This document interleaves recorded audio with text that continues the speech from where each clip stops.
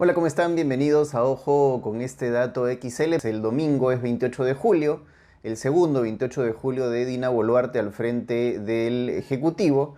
Y la pregunta es, ¿qué no debemos esperar de este discurso de 28 de julio? Lo que sí quisiéramos esperar todos es que no dure las 3 horas que duró el 28 de julio pasado. Y precisamente para conversar de este tema y un poco para analizar la situación y la coyuntura a varios niveles, hemos conversado con Joseph Dager, historiador y politólogo, para analizar un poquito la situación que estamos viviendo. Acompáñenme a ver la entrevista. Bienvenido a Ojo con este dato XL. No, al contrario, muchas gracias a ti, Paco, por la invitación y encantado de conversar contigo como siempre. Bueno, este domingo, Joseph, es 28 de julio, el segundo 28 de julio de Dina Boluarte, y la pregunta, yo creo que ya no es qué esperas de este 28 de julio, sino qué no debemos esperar que pase este 28 de julio, el segundo 28 de julio de Dina Boluarte. Bueno, esperemos un discurso más corto, ¿no? Para empezar. Esperemos un discurso más corto que el del año pasado. A ver, yo no espero grandes anuncios, creo que no van a haber grandes anuncios, creo que tampoco van a haber grandes cambios. Me parece que lamentablemente va a ser un discurso un poco vacío de contenido, ¿no? Pero probablemente con intenciones de llenarlo de frases quizás patriotas o patrioteras, aprovechando la fecha del bicentenario, que ciertamente se acaba en el 2024. Seguramente habrá un llamado a la unidad nacional que ya ha hecho antes, pero dificulto que puedan venir cosas que uno necesitaría como país, como nación, como ciudadanía, que es un verdadero reconocimiento de aquellas cosas que no se han hecho bien o que se han hecho derechamente mal y de algunos gestos políticos que nos hagan pensar que el Ejecutivo y que la presidenta está pensando de manera distinta de lo que ha demostrado en los meses y bueno, ya año que lleva en el gobierno, ¿no? Probablemente se vaya a ir un poco por el lado de la PEC, que es más o menos su salvavidas para este 2024, y según algunas fuentes también va a hablar de los resultados, entre comillas, de su viaje a China, ¿no? Todo lo relacionado con el puerto de Chancay, que de alguna manera se ha convertido, por lo menos desde la narrativa, en una suerte de caballito de batalla de ella, ¿no? Como la obra que va a quedar cuando ella se vaya y deje de ser presidenta, ¿no? No, no dudo que esto sea así. Lo que pasa es que no creo que esto sea un gran anuncio, ¿no? Es muy probable que vaya por el AP, que es muy probable que insista en aquellos logros que se habrían obtenido en China. Lo que pasa es que eso no es suficiente para negar cifras objetivas respecto del aumento de la pobreza que ha sacado el INEI. Eso no puede negar cómo más bien lo que sí sigue en aumento es el riesgo país, es decir, la imagen como internacionalmente somos vistos como menos institucionalidad y por lo tanto más riesgo de invertir en el país.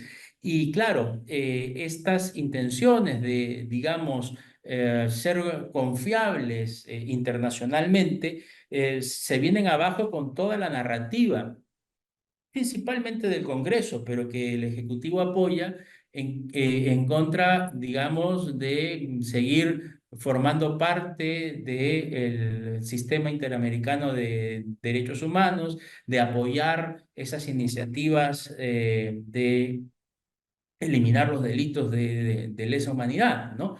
Es decir, estas iniciativas van en contra de la imagen internacional del Perú de manera que aquellos esfuerzos porque la economía marche muy bien, que quiere ella como narrativa vender respecto de la PEC y de la China, se chocan contra esta pared, ¿no?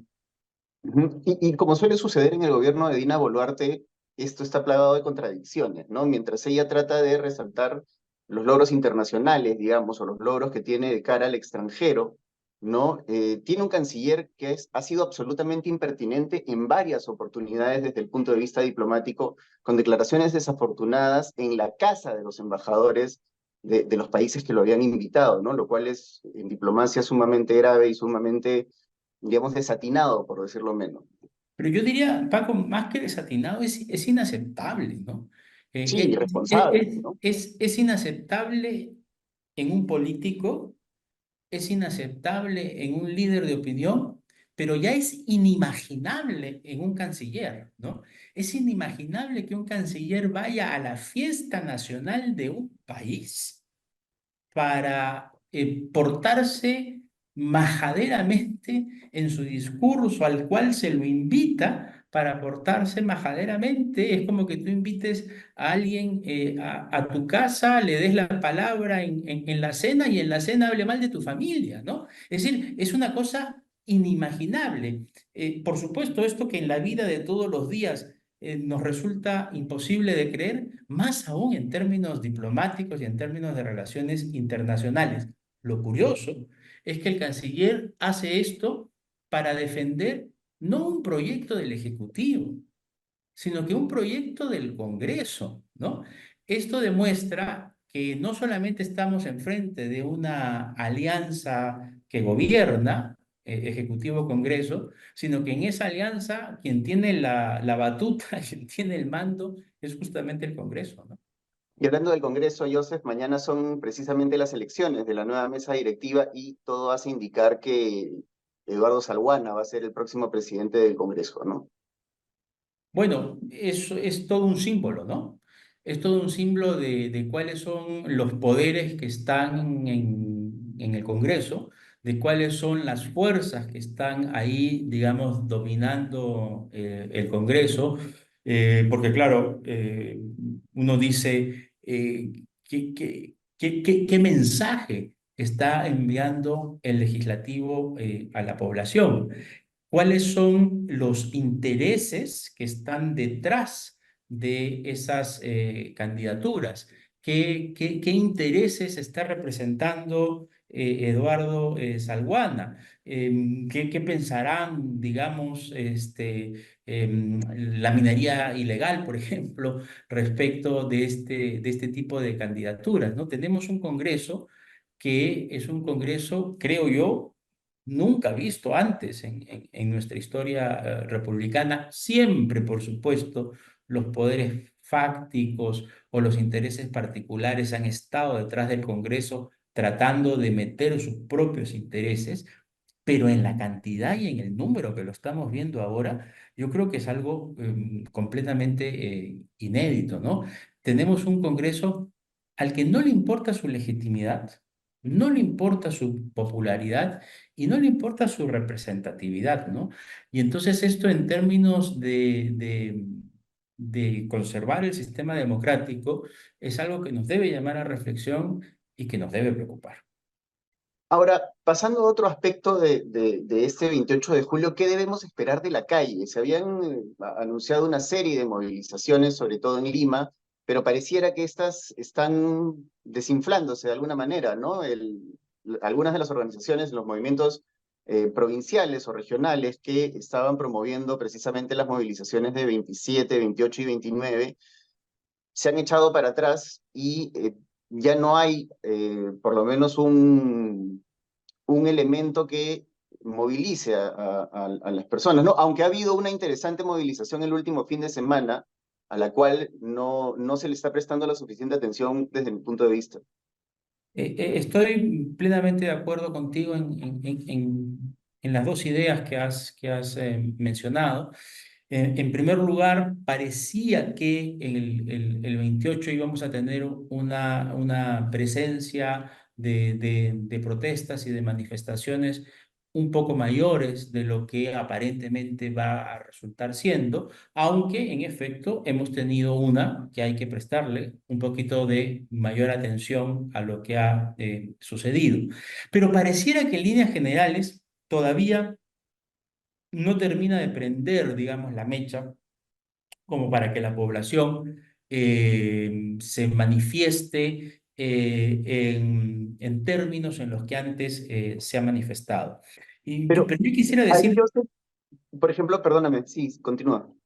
sí, pero yo quisiera decir dos cosas. La primera es que no es tan cierto que durante estos años la población no se haya manifestado. Yo creo que se ha manifestado fuertemente en diciembre del 22 y en enero del 23. Fueron marchas muy numerosas y por momentos tuvimos 20 regiones del país que estaban protestando.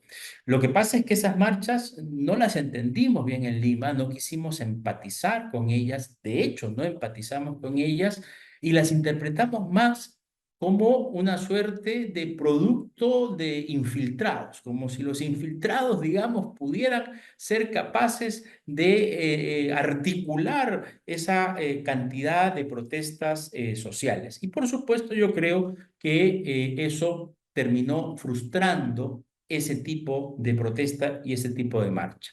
Y por otra parte, creo que en Lima, en las zonas urbanas, no lo olvidemos, es donde más ha aumentado la pobreza, creo que en Lima el día a día nos tiene un poco,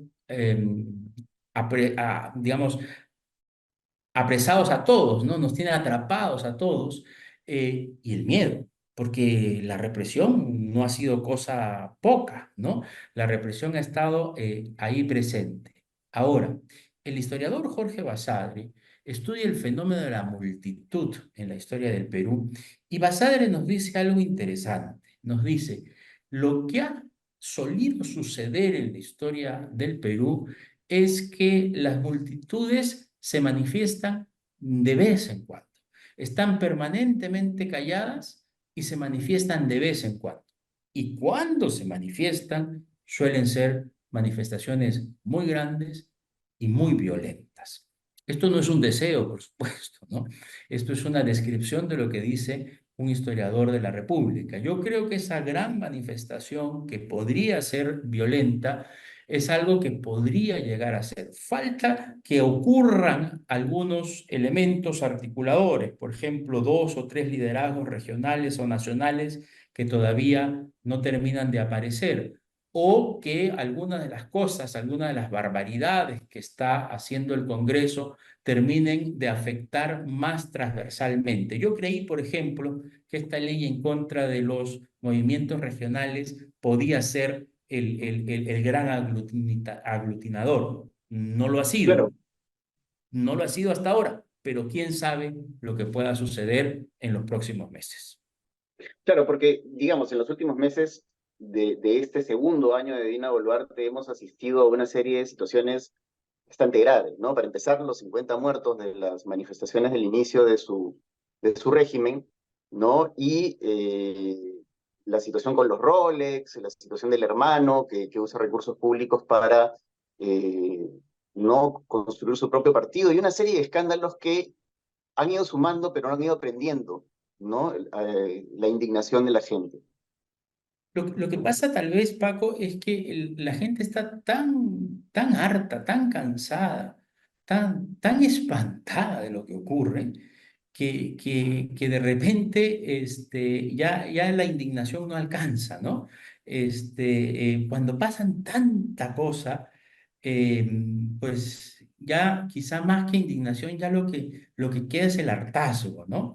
Mi esperanza, por supuesto, es que si no llega a haber, digamos, alguna prueba palpable de este rechazo a esta alianza gobernante en los próximos meses, por lo menos el rechazo se vea en la votación, ¿no? Yo creo que ahí la ciudadanía, ahí todos los peruanos, en el 2026 tenemos la gran posibilidad de decirle a estos políticos que no los queremos. a estos políticos que se aprobaron la reelección ellos mismos, para ellos, sin tomar en cuenta lo que dijimos nosotros en un referéndum, a estos políticos decirles, a ninguno lo reelegimos. Y yo creo que ese sería un mensaje potente de la ciudadanía hacia estos líderes políticos. Sí, yo creo que es importante porque además en las próximas elecciones, sean cuando sean, van a ser con una cantidad de candidatos que probablemente nunca antes hemos visto en nuestra historia. Hasta el momento se cuentan 30 partidos que pueden participar. Esa cédula va a ser una sábana probablemente y Y, falta y, todavía un tiempo para que se inscriban algunos más.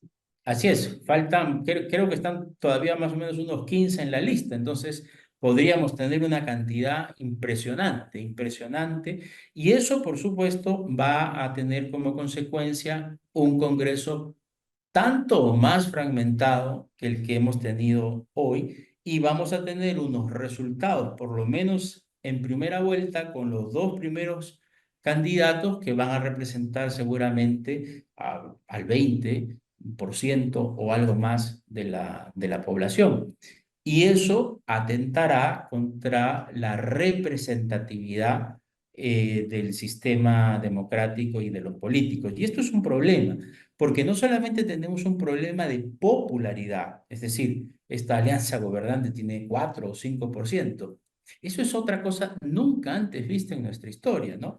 En el primer gobierno de Alan García, con toda la hiperinflación, con el terrorismo, con todas las cosas que ocurrían en ese momento, Alan creo que llegó al 7% u 8% de popularidad. Toledo en su peor momento no bajó del 8%.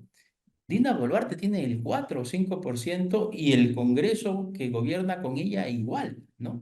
Es decir, es una falta de legitimidad, de popularidad enorme, pero también de representatividad, porque en los últimos años lo que suele suceder es que el partido gobernante en la próxima elección prácticamente desaparece, ¿no? Prácticamente no tiene representatividad en el Congreso y prácticamente no tiene líderes políticos que estén en la escena política. Y eso es porque nuestros partidos políticos no son partidos políticos de verdad, son cascarones que están por ahí, son coaliciones de independientes, dicen los teóricos, ¿no? Y claro, en esa medida no les importa lo que hagan, porque más o menos piensan que de repente ya no llegan, ¿no? El ministro hace lo que le digan, porque su carrera política va a terminar allí. Una de las cosas importantes de tener personas que se dediquen a la política, que hagan de la política su profesión, eso que ha sido tan criticado por el fujimorismo, pero una de las cosas importantes es que cuidas lo que haces, ¿no? Es que, porque si no, no sigues allí, ¿no es cierto? Es un poco lo que todos hacemos con nuestro trabajo, ¿no es cierto? Ujú. Cuidamos nuestro trabajo, porque ese es nuestro trabajo. El gran problema de ahora es que finalmente tú ves a ministros defendiendo a la presidenta y no solo defendiéndola, sino diciendo barbaridades y quemándose, ¿no? O sea, esos ministros no van a tener ninguna oportunidad política el día de mañana y no les importa porque saben que no la van a tener, ¿no es cierto? Y probablemente lo mismo se puede aplicar a los congresistas, ¿no? Que tienen que aprobar una reelección, pero vamos a ver cuántos la consiguen. Sí, eso es muy cierto, ¿no? El Congreso además está de alguna manera desatado, ¿no? En los últimos meses lo hemos visto actuar de manera desenfrenada, actuando incluso con cambios constitucionales por los cuales no ha habido ni el más mínimo respeto a los mismos procesos internos del Congreso, ¿no? Ha sido verdaderamente escandaloso y van más de 50 artículos de la Constitución que se han cambiado sin la más mínima consulta con la ciudadanía, ¿no? Sin la más mínima consulta, sin la más mínima reflexión y probablemente en muchos casos sin el más mínimo conocimiento de los congresistas sobre el fondo de lo que estaban votando. Ya hemos escuchado más de una vez a congresistas más que declarar, escapárseles alguna frase diciendo no sé por lo que estoy votando, pero estoy votando, ¿no? Y esto es probablemente porque los congresistas están respondiendo a otros intereses, quizás a intereses que los ayudaron a llegar a donde están, quizás a intereses que se representan como hoy voto por ti, mañana votas por mi proyecto. Es decir, las, las alianzas que tenemos ahora no representan alianzas programáticas, alianzas ideológicas que traten de construir un proyecto, sino simplemente defensa de intereses, ¿no? Así es un congreso, como decía Carmen McEvoy, me parece que era, que es prebendario, ¿no? Y se ve en absolutamente todas las leyes que han aprobado en los últimos 2 o 3 años, ¿no? Sin duda, ¿no? Incluso ella decía en algún momento que ya pues parecen dementes, ¿no? Es una república demencial, decía ella para referirse al Ejecutivo y al Congreso. Y yo estoy de acuerdo en que eso es lo que parece, pero no son dementes, porque los dementes no saben lo que hacen. Estos saben lo que hacen y tendrán que responder por lo que hacen. Así es. Hablemos de otra cosa que suele ocurrir en los 28 de julio, que son los cambios ministeriales. ¿Esperas algún cambio ministerial? ¿Puede haber algún cambio de ministros a estas alturas? ¿Y serviría de algo algún cambio de ministros, Joseph? Bueno, yo espero y rezo por cambios ministerial, pero no sé si los haya, no sé si la presidenta entienda que le conviene un cambio ministerial. Quizás ingenuamente yo pueda pensar que siempre sirve de algo airear, siempre sirve de algo traer, digamos, a alguien que quizás pueda pensar de una manera distinta. Eh, pero eh, también habría que ponerse a pensar qué personaje aceptaría en este momento, sin ningún gesto político, como no lo ha dado la presidenta, el ser ministro de este régimen, ¿no? Eh, Ahora, yo creo que la presidenta parece estar bastante cómoda con sus ministros, pese a que sus ministros, yo creo que han dado clara demostración que quizá le hacen la competencia en mucho al gabinete de Castillo respecto de la mala gestión, ¿no? Bueno, la valla estaba bastante baja, dicho sea de paso. Salgamos un poco de la política, Joseph, y toquemos un tema que es importante, pero como decía Mafalda, ¿no? A veces lo urgente no deja tiempo para lo importante. Hablamos del Archivo General de la Nación, que creo que está en serio peligro y creo que es un tema del cual deberíamos hablar mucho más. Sí, muchas gracias por tocar el tema. Yo creo que es un tema importantísimo, un tema del que tenemos que seguir hablando. Eh, como, como tú sabes, el Archivo General de la Nación ocupa el sótano y el primer piso del Palacio de Justicia y lo ocupa hace 80 años. El Palacio de Justicia, el Poder Judicial, le ha hecho un juicio al Archivo General de la Nación y le ha ganado el juicio. Y le ha ganado el juicio y le ha dicho tienes que desalojar. Claro, era bien difícil que el Poder Judicial no le gane el juicio al Archivo General de la Nación, siendo juez y parte. Esto es algo que viene de muy atrás, no es algo nuevo. Este juicio probablemente haya durado unos 4 o 5 años. Y esto demuestra el poco interés que le damos desde el Estado peruano a nuestros papeles, a nuestra memoria. Porque claro, el ministro de ese momento, al saber que el Poder Judicial le hizo un juicio al Archivo General de la Nación, inmediatamente lo que debió hacer es empezar la construcción del local, ¿no? Porque el terreno lo tiene. Y porque ese ministro tenía que ser plenamente consciente que no había forma de ganarle al Poder Judicial. Pero bueno, no se hizo, ganó el Poder Judicial, ha llegado la orden de desalojo y en este momento es absolutamente descabellado pretender desalojar 150 millones de documentos históricos.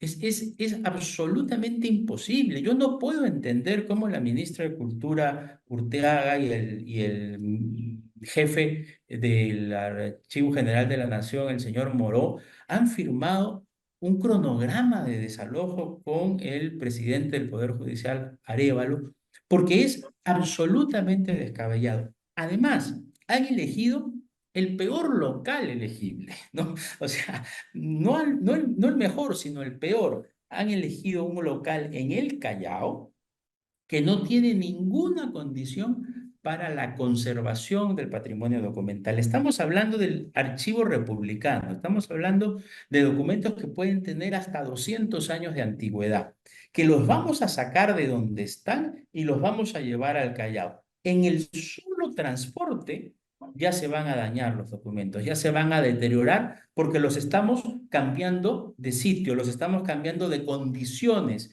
de humedad y de condiciones de almacenamiento. Pero además, al llevarlos al Callao, a una humedad mayor, vamos a hacer que se dañen más. Y en el Callao, este local está en una zona industrial, está llena de fábricas de insumos químicos y además muy cerca del aeropuerto, violando todas las normas de la archivística internacional. Se ha alquilado el local supuestamente por 3 años, costándole al Ministerio de Cultura y al Archivo General de la Nación 12 millones de soles y el traslado cerca de 5. Es decir, estamos hablando de 17 millones de soles. Y yo me pregunto, ¿no es posible que que dos poderes del Estado, el Ejecutivo y el Judicial, se pongan de acuerdo y digan, bueno, señor presidente del judicial, espérenos pues 3 añitos más? Ya nos esperó 80. Espérenos 3 añitos. Le vamos a dar 17 millones. En vez de dárselos a un particular, se lo damos al mismo Estado para invertirlo en esto que le va a quedar a usted. Y así mejoramos las condiciones de conservación actuales del archivo. Eso sí, por mientras, la presidenta que autorice al MEF a que empiece a construir el archivo en el Pueblo Libre. El proyecto existe, la unidad presupuestal existe, parte de los recursos existen. Necesitamos la decisión política para ponernos a empezar a trabajar. Fíjate lo contradictorio del tema, que cuando estamos cerrando nuestro bicentenario, el gobierno ha llamado a este año el año de la consolidación, estamos poniendo en peligro la memoria del Estado, ¿no? Porque no es la memoria de todo el Perú, sino es la memoria de estos 200 años. El Archivo General de la Nación, en su archivo republicano, lo que guarda principalmente es la memoria del Estado peruano. El Estado peruano nos está demostrando que no le interesa su memoria. Qué terrible. Terrible, terrible. Y es absolutamente descabellado que eso lo esté apoyando el jefe del Archivo General de la Nación y la ministra de Cultura. Un jefe del Archivo General de la Nación tiene dos opciones: fastidia a la ministra para que lo apoye y le dé el presupuesto y construya, y si no lo obtiene, se va, o no se va, pero digamos, se encadena pues al archivo a ver si lo votan, ¿no? A ver si lo desalojan. Pero aceptar esto, aceptar este traslado, además, tú puedes imaginarte cuánto tiempo tardaría mudar 150 millones de documentos desde el centro de Lima hasta el Callao. ¿Cuántos camiones necesitamos? ¿Cuántas cajas para embalarlo? Es decir, es una cosa, y además tendríamos que hacer un segundo traslado para cuando esté listo el edificio. Otro riesgo, si los mudamos, le quitamos la presión al Ministerio de Economía y ya nunca construirá, nunca dará los fondos para construir el local, ¿no? Eh, y en una carta abierta que varios ex jefes del Archivo General de la Nación le dirigimos a la actual ministra de Cultura, le decíamos que ella estaba ahí y que era su responsabilidad histórica conseguir, dada esta crisis, la oportunidad de poder construir el local del Archivo General de la Nación. Eh, Eso haría que su gestión pasara a la historia, ¿no? O sea, si realmente, digamos, tuviéramos funcionarios y gente dedicada a la política que realmente le importaran estas cosas, se daría cuenta de la enorme oportunidad que tiene de por fin dotar al Archivo General de la Nación de un local y de impedir el enorme riesgo de que se pierda nuestra memoria en este traslado y condenarla a ser depositada en este galpón del Callao. Y que dicho sea de paso, Joseph ya ha sufrido una sistemática depredación de los documentos, ¿no? Hay pruebas de tráfico de documentos de parte de malos funcionarios del Archivo General de la Nación. Algunos fueron procesados por el Poder Judicial, otros no, ¿no? Y hay muchísimos documentos que incluso se encuentran en colecciones privadas en el extranjero. Es verdad, es verdad, es verdad que el Archivo General, desde que nació, en el siglo XIX, 1861, nació como una especie de pariente pobre de todas las instituciones culturales, ¿no? Todas las instituciones culturales siempre han tenido más recursos y sobre todo mayor visibilidad.